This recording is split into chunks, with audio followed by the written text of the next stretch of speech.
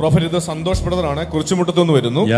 ഇദ്ദേഹം കഴിഞ്ഞ 2 ആഴ്ച മുമ്പ് വീട്ടിൽ നിന്ന് പുറത്തോട്ടിറങ്ങിയ സമയത്ത് സ്റ്റെപ്പിലേക്ക് ഇങ്ങനെ അടിച്ച് വീണ് വലതുവശം അടിച്ചിങ്ങനെ വീണപ്പം ഈ സ്റ്റെപ്പിന്റെ കോർണർ വാരിയലിൽ പോയി ഇടിച്ചിട്ട് ഭയങ്കര വേദനയും ബുദ്ധിമുട്ടുമായിരുന്നു. ഹോസ്പിറ്റലിൽ ചെന്നു, എക്സ്റേ എടുത്തപ്പോൾ ഡോക്ടർ പറഞ്ഞു വാരിയലിന് പൊട്ടലുണ്ട്, അതുകൊണ്ട് കംപ്ലീറ്റ് ബെഡ് റെസ്റ്റ് എടുക്കണം, ഒരു ജോലിക്കും പോകാൻ പാടില്ല, കംപ്ലീറ്റ് ആയിട്ട് ബെഡ് റെസ്റ്റ് എടുക്കണം എന്ന് പറഞ്ഞ് മരുന്ന് കൊടുത്തു വിട്ടു.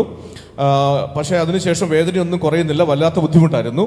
കഴിഞ്ഞ ഞായറാഴ്ച ഇവിടെ വന്ന വിഷയത്തിന് വേണ്ടി പ്രാർത്ഥിച്ചപ്പോൾ നിജു പാസ്റ്റർ പറഞ്ഞു അടുത്ത ഒരാഴ്ചക്കുള്ളിൽ അത് പൂർണ്ണമായിട്ട് സൗഖ്യമാകുമെന്ന് പറഞ്ഞു.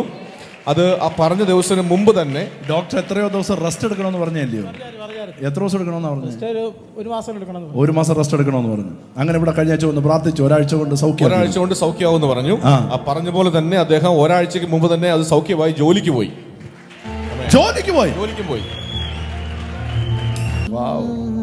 ഇപ്പൊ ഒരു കുഴപ്പമില്ല. ഇല്ല. ഒന്ന് ഓടി നോക്കി. ഞങ്ങളെ അടൂരുകാർക്ക് ഇത്തിരി വിശ്വസിക്കാൻ പാടുള്ള നല്ല കൈയടിച്ച വാരിയലിനൊക്കെ പൊട്ടലുണ്ടെന്ന് പറഞ്ഞ റെസ്റ്റ് എടുക്കണമെന്ന് പറഞ്ഞു. ഞാൻ വന്നപ്പോ അവിടെ വയ്യാതെ നിൽക്കുക. ഓ കമോൺ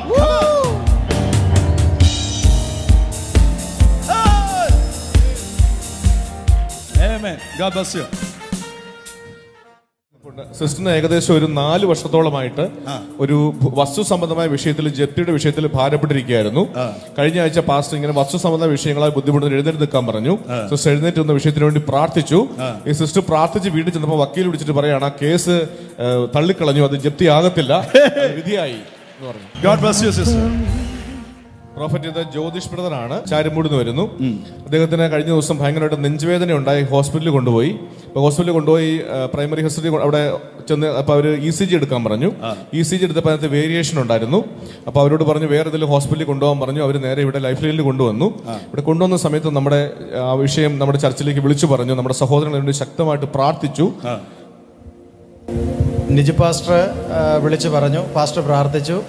ജ്യോതിഷ് ബ്രദർ ഹോസ്പിറ്റലിൽ ചെല്ലുന്ന സമയത്ത് ഡോക്ടർ ഒരു അസുഖവും ഇല്ല എന്നുള്ള രീതിയിൽ ജ്യോതിഷിനെ പറഞ്ഞു വിടുന്ന ഒരു ദൈവകൃപ അവിടെ വെളിപ്പെടുമെന്ന് പ്രാർത്ഥിച്ചു. അതേപോലെ തന്നെ നമ്മുടെ രാജൻ പാസ്റ്റർ ഇതേ രീതിയിൽ തന്നെ എനിക്ക് വേണ്ടി പ്രാർത്ഥിച്ചു. പിന്നെ ഒരുപാട് ദൈവദാസന്മാർ എനിക്ക് വേണ്ടി പ്രാർത്ഥിച്ചിട്ടുണ്ട്. അതിൽ കർത്താവ് എനിക്കൊരു വലിയ കൃപ ചെയ്തു. ഹോസ്പിറ്റലിൽ ഈ ടെസ്റ്റുകളെല്ലാം വീണ്ടും ആവർത്തിച്ചു. എന്നിട്ടും ഒരു രോഗവും ഇല്ല എന്നുള്ള തരത്തിൽ അവരെന്നെ അവിടുന്ന് പറഞ്ഞു വിട്ടു. Okay Jyothish brother, God bless U. നല്ലോണം കൈയടിച്ച കർത്താവിനെ സ്തുതിച്ചാട്ടെ. യേശു മാത്രം അത്ഭുതങ്ങളുടെ ദൈവം. യേശുവേ യേശുവേ അങ്ങേ പോലൊരു ദൈവമില്ല. യേശുവേ യേശുവേ അങ്ങേ പോലൊരു ദൈവമില്ല. അങ്ങേ പോലൊരു ദൈവമില്ല.